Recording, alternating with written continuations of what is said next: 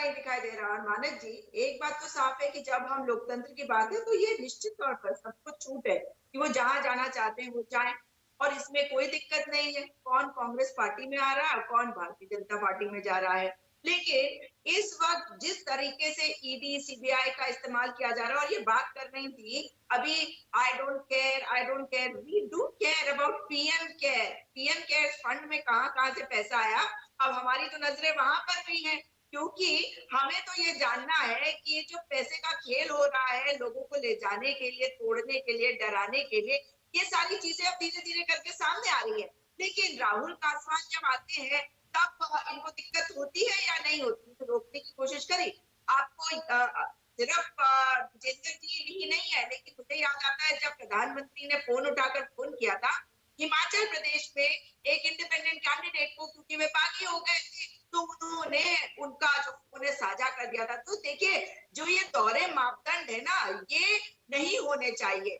कोई किसी पार्टी में अगर अपने मन से जाता है तो समझ में आता है, लेकिन ईडी सीबीआई का डर अगर दिखा के ले जाया जाता है तो मुझे समझ में नहीं आता, और भाजपा को अच्छी तरीके से समझ में आता है। लेकिन एक चीज इसमें जरूर देखी जाती है कि जब आप एक पार्टी से अपने कार्यकर्ता को पीछे करके किसी दूसरे पार्टी के नेता को लेकर जाते हैं इस तरह से, तो डर तो दिख रहा है ना। अच्छा ठीक है, ओके, ऑल राइट। नहीं सुजाता, आपने जवाब नहीं दिया, मैं दोबारा पूछ रहा हूं, मैं दोबारा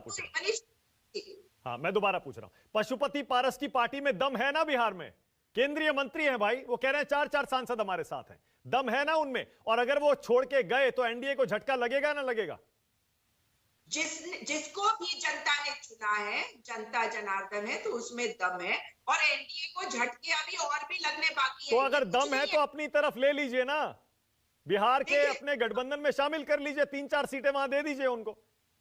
देखिए, जो हमारे पास आना चाहेगा वो हमारी तरफ आएगा, और जो हमारे नेतागण है उस पर विचार करके अंतिम निर्णय ले लेंगे। ठीक है, तो किसी को भी मना नहीं कर रहे हैं। आज आप भी जानते हैं कि हमारे ऊपर सवाल उठाए जा रहे हैं कि भाई पश्चिम बंगाल में या पंजाब में हमारे गठबंधन को क्या हो रहा है, हम अपने आप को कम क्यों कर रहे हैं? क्यों? क्योंकि हमें लोकतंत्र को बचाना है, और हम ही ने ये लोकतंत्र बनाया था जिसमें छोटी पार्टियां आज है भारतीय जनता पार्टी ने खत्म करना चाहती है। और ये जो सच्चाई है ये बहुतों को समझ में आ रहा है, और आप आने वाले वक्त में देखिएगा। अच्छा, चुनाव की तारीख कल आ रही है सुजाता, क्या तैयारी है आपकी, क्या एक्सपेक्ट कर रही हैं आप? तैयार हैं अब?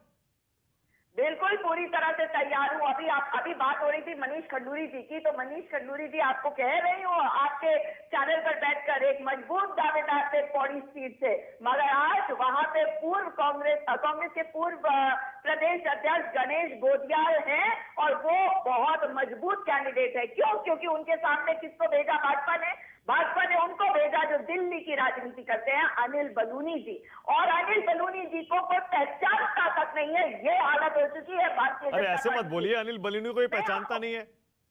मैं कह रही हूँ उत्तराखंड की बात कर रही हूँ ना, पौड़ी में, क्योंकि वो देखे तो दिल्ली में जाते हैं, तो जब आप जनता के बीच नहीं रहेंगे तो जनता ओके संजू, पहले अनिल बलूनी